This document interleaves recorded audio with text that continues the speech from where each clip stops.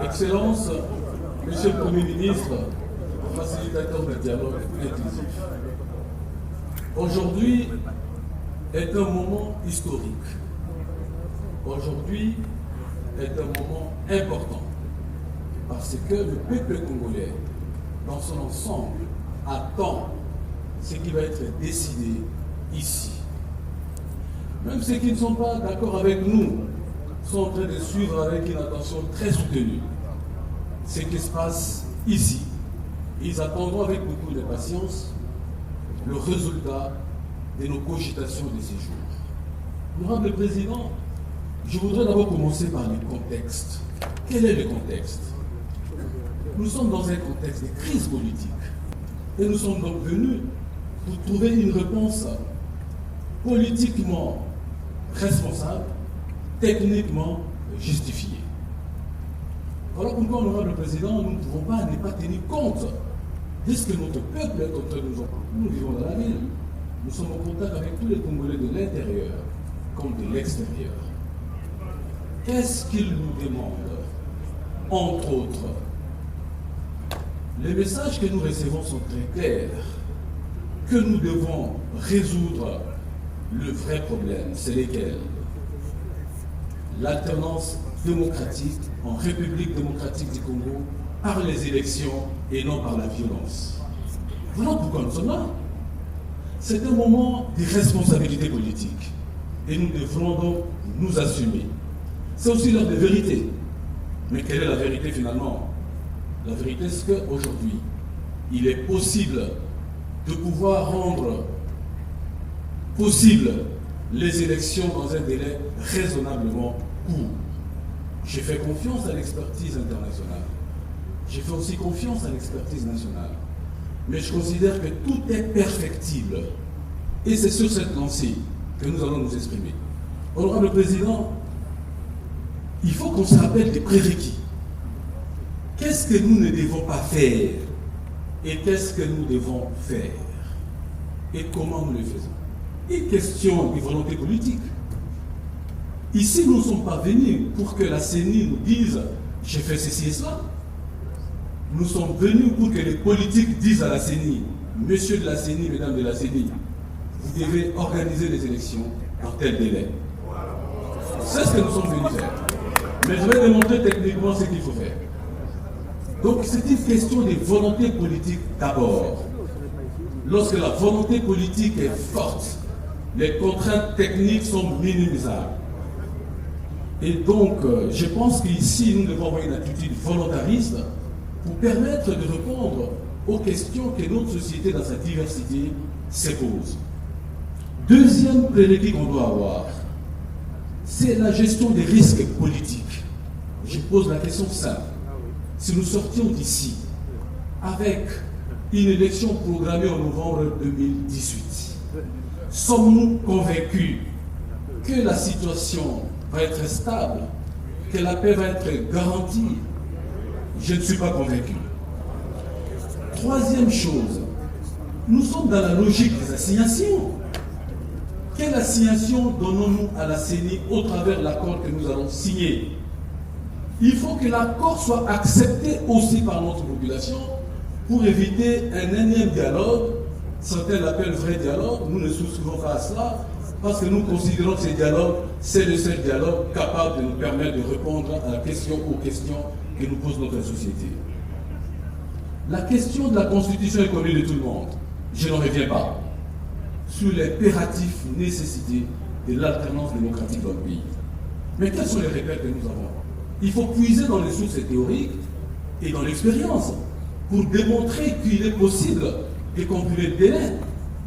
Première source, le rapport de l'OIF, les rapports des Nations Unies, des États-Unis aussi, tel qu'a été soulevé par un de mes collègues, l'honorable Yanka.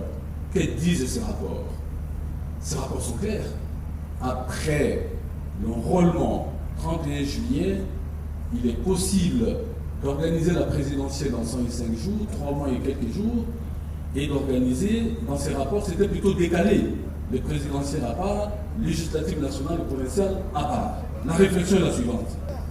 nous avons levé l'option de la refonte du fichier électoral. Mais ça veut dire qu'il faut tirer les leçons de l'approche des Nations Unies, de l'OIF, pour pouvoir faire des ajustements compatibles avec le besoin que nous exprimons, c'est-à-dire d'avoir des élections dans un délai très court, mais techniquement justifié. Il y a l'expérience 2006 qui a été évoquée ici. L'expérience 2011 a été aussi évoquée. Mais que disent ces deux expériences? Lorsque on a promulgué la loi portant répartition des sièges, il se passe combien de temps pour que les scrutins présidentiels, législatifs soient organisés? Les deux expériences nous disent ceci, que c'est au maximum 5 mois que les élections sont tenues. Clair. Maintenant, lorsqu'on ajoute une autre élection, quelle est la projection possible qui nous permet finalement de dire qu'il est évident qu'avec une autre élection, on peut ajouter quelques jours? Je crois que c'est ça la question. Nous considérons que sur ces deux bases, le rapport des experts internationaux et nationaux, l'expérience 2006-2011, et que par conséquent, l'hypothèse de la réforme totale du fichier a été. Quel est le temps nécessaire pour pouvoir avoir la loi portant répartition des sièges? Contrairement à ce que mon collègue a dit ici, c'est la loi la plus simple qu'il faille débattre au niveau de l'Assemblée nationale. Il s'agit d'un tableau en annexe, n'est-ce pas? Et donc, combien de jours faudrait-il? Il est évident qu'au mois d'août, nous ne sommes pas en session ordinaire. Et devant nous se trouvent les présidents de deux chambres, le président du Sénat, le président de l'Assemblée nationale. Pour le premier, il a connu l'expérience de la révision de la Constitution en 3 jours. Qu'est-ce qui est plus sensible entre la révision de la Constitution et la loi portant répartition des sièges? Je pense qu'au regard de cette expérience, nous pouvons nous dire, tout en étant volontaristes, que l'on puisse prendre quelques jours seulement et nous aurons la loi. Ça nous permet de comprimer les délais de 50 jours à quelques jours seulement. À quelques jours seulement, et nous allons gagner 2 mois. Deuxième chose, quelle est l'opération qui vient après lorsqu'on a la répartition des sièges? J'ai ici le calendrier global, publié par la CENI en 2015. Dans ces calendriers, il a été prévu, et c'est faisable, que le jour de la promulgation de la loi portant répartition des sièges correspond au jour de la convocation de l'électorat. Ça se trouve là.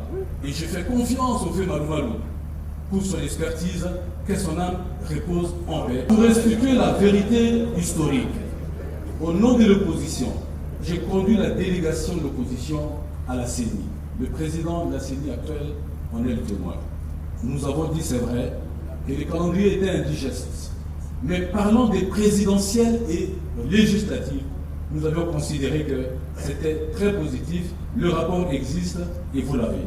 Donc je voudrais simplement dire que lorsque je prends ces calendriers, je note que la date de la convocation de l'électorat correspond à la date de la promulgation de la loi, parce que la convocation de l'électorat est un acte administratif maîtrisé par la CENI et la CENI seulement. Maintenant, entre la date de la convocation, et par conséquent, je considère qu'à partir de ce moment-là, la CENI peut convoquer l'électorat au mois de septembre 2017. Ça, c'est faisable. Deuxième chose, les autres dates, les expériences passées démontrent quoi? Que entre la réception des candidats et l'élection proprement dite, il s'est passé 180 jours pour l'élection présidentielle et législative seulement. On peut raisonner par absurde pour dire, mais puisqu'il y a un scrutin supplémentaire, combien de jours nous faut-il pour tenir compte de cet élément nouveau? Je ne pense pas qu'on puisse passer de 180 jours à 500 et quelques jours.